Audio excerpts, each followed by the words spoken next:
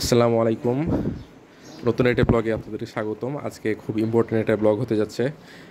গত 5 তারিখ 5 এপ্রিল আমরা আজকে একটা প্ল্যান করছিলাম যে বংশের সবাই মিলে একটা গ্রুপ খুলবো এবং এই গ্রুপ থেকে একটা পিকনিকের আয়োজন করা হবে। গ্রুপের বংশে যতগুলো মানুষ আছে সবাইকে একত্রিত করে তো আমরা গ্রুপ খোলা হয়েছে এবং এটা নিয়ে আমরা সন্তোষপুরের নদীর পাড়ে, কালোপুর নদীর পাড়ে আমরা গিয়ে পিকনিকটা করার ব্যবস্থা করেছি।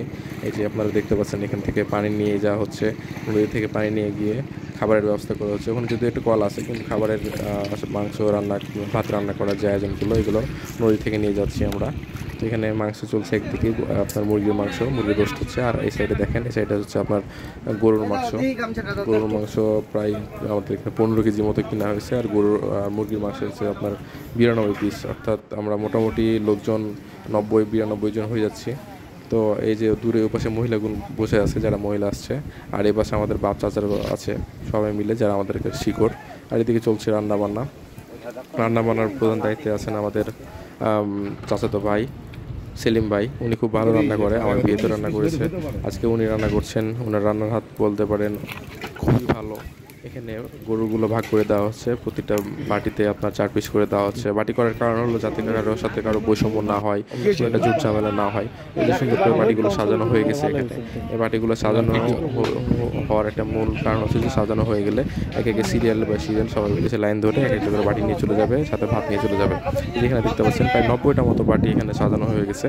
আর কিছুক্ষণ পরেই হয়তো বা সবাইকে খাবার পরিবেশন করা হবে। আমরা একটু বাইরে গিয়েছিলাম দোলনা খেতে, সামনে একটা দোলনা আছে, দোলনা বলতে প্রাকৃতিক দোলনা। এখন এই ফাঁকে দেখি কি সবাই খেতে চলে আসছে। আমাদের যে ভাইরা আছে, যে বোনেরা আছে, সে ভাবি, সবাই মিলে খেতে চলে আসছে।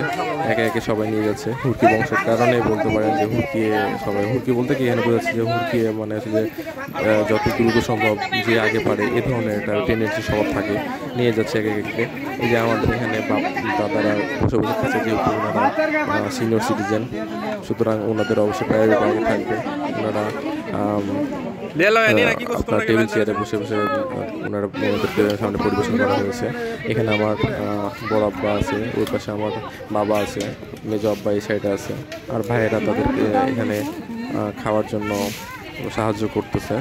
আর আচ্ছা আচ্ছা সবাই মোটামুটি খাবার দাবার খুব ভালো ছিল, খুব টেস্ট খুব ভালো হয়েছে। আর আমাদের যদিও খেতে দেরি হয়ে গেছে, আমরা প্রায় 2টা পরে খাওয়া দাওয়া করছি। 2টা পরে খাওয়া দাওয়া করে যখন সবাই মিলে অনুষ্ঠান শেষ হলো, অনুষ্ঠান শেষ হওয়ার পরে আমরা নদীর পাড়ে চলে আসছি। নদীর ওই পাড়ে যাবো সব ভাই বোন মিলে ওখানে গিয়ে কিছুক্ষণ আড্ডা মারবো। আড্ডা দেওয়ার পরে হয়তো আমরা বাসা ব্যাক করবো আর কি, এই ধরনের চিন্তা ভাবনা। এই যে নদীর পাড়ে এখানে একটা আপনার নৌকা আছে, এই নৌকাটা পারাপারের জন্য সাধারণত ব্যবহার করা হয়।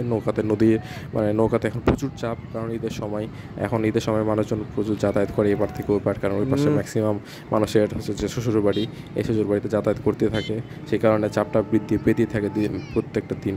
হ্যাঁ, ঈদের সময় আগে পরে বৃদ্ধি পাবে, আবার কিছুদিন পরে নর্মাল হয়ে যাবে। তো এই তো আর কি বন্ধুরা, ভালো থাকবেন সবাই, আসসালামু আলাইকুম।